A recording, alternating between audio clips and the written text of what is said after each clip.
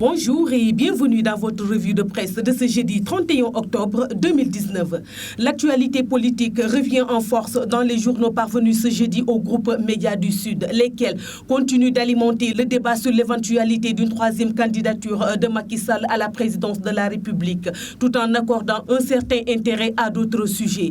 Le débat sur l'éventualité d'un troisième mandat du président Macky Sall est de plus en plus agité. Sur l'actuel chef de l'État avait donné avant la présidentielle de 2019 des gages fermes de ne pas briguer un troisième mandat. Tout laisse aujourd'hui croire qu'il a une telle tentation, écrit par exemple le Témoin. Pour le journal, le changement discursif sur la question, la distillation par dose homéopathique de l'idée par son entourage et la sanction de tout responsable qui parlerait de l'impossibilité d'un troisième mandat accrédite la thèse de la candidature du président Sall en 2024.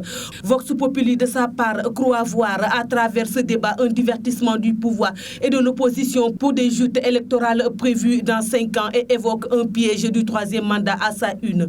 Le débat prématurément lancé du troisième mandat est un piège politique aussi bien pour l'opposition que pour le pouvoir, diverti par des joutes prévues dans 5 ans. Les deux camps occultent aujourd'hui les véritables défis à relever, pointe la publication dans ses colonnes. À ce propos, Seydou Gueye semble averti dans Sud Quotidien. Toute tentative de dépassement de d'autres lignes communicationnelle relève d'une posture de défiance. Une sortie sans doute en lien avec le limogeage de deux responsables du pouvoir après avoir publiquement évoqué l'impossibilité pour le président Sall de briguer un nouveau mandat à la tête du pays.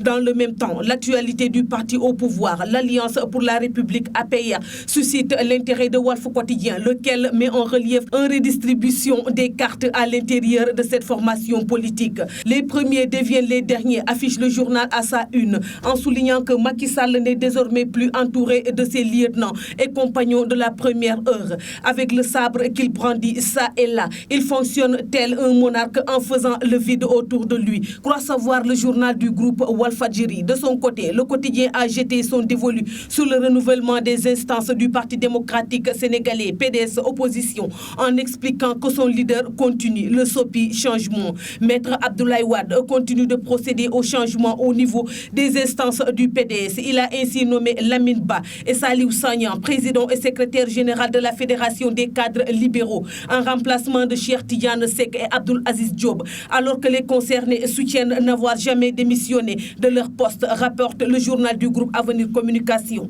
Pendant ce temps, Enquête met en avant un projet de loi en lien avec l'exploitation gazière en gestation, en n'hésitant pas à mentionner à sa une Macky plein gaz. Alors que l'exploitation du gaz du projet Grand Torture Ahmeyim est fixée pour 2022. Le Sénégal tente de se doter d'un cadre législatif pour répondre aux défis et saisir les opportunités de cette manne gazière, fait savoir la publication. Selon le journal, le processus a ainsi été lancé pour doter le pays d'un cadre législatif permettant de saisir les opportunités de la manne gazière. Une loi qui devrait être mise en œuvre pour éviter au Sénégal de se laisser déborder par des opérateurs plus rompus à la tâche dans le secteur gazier. Le ministre chargé des hydrocarbures sera au cœur du processus d'attribution des licences d'importation ou d'exportation, précise Enquête. Le journal Libération s'intéresse pour sa part aux péripéties liées au basculement vers le numérique du Sénégal et révèle les contours d'un affrontement entre Macky et Excaf, entreprise en charge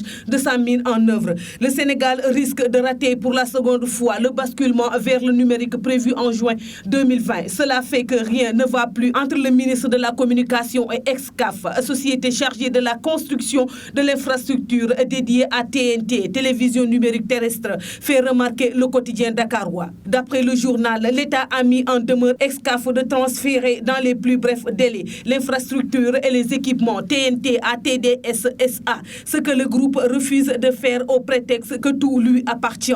Dans sa livraison, l'observateur est revenu sur la saisine d'une importante quantité de cocaïne mardi soir au port de Dakar et révèle par exemple que le propriétaire du véhicule dans lequel la drogue avait été dissimulée et un transitaire avait été entendu. Et enfin, le Soleil salue à sa manière la qualification historique de l'équipe nationale de football des moins de 17 ans pour les 8e de finale de la Coupe du Monde abritée par le Brésil. Brave Lionceaux, exulte le quotidien national en commençant la victoire obtenue la veille par les U17 sénégalais aux dépens de ceux des Pays-Bas à 3-1. C'est tout pour la revue de presse parvenue à la rédaction du groupe Média du Sud. Merci de nous avoir écoutés. Quant à moi, je vous donne rendez-vous demain. Au revoir.